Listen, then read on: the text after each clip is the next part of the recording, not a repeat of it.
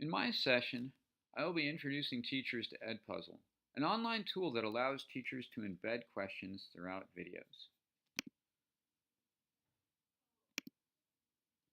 What I really love about EDpuzzle is that students have greater accountability as they must answer the embedded questions before they can move on in the video.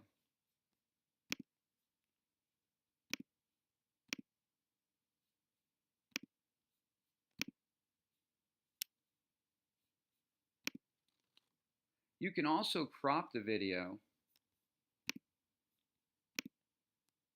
record an audio track, or record audio notes.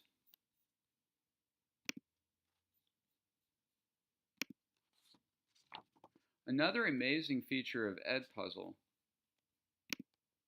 is that the analytics allow me to see how each individual student has done on the questions and how all of the students have done on each question in aggregate. This helps me know if there are topics we've covered that need more attention. By creating far more accountability for students with questions embedded throughout the video and real-time actionable analytics, EDpuzzle is far more engaging and useful than simply having students watch a video in class. So if you're interested in making any video a dynamic learning and teaching tool with relative ease, please check out my EDpuzzle session.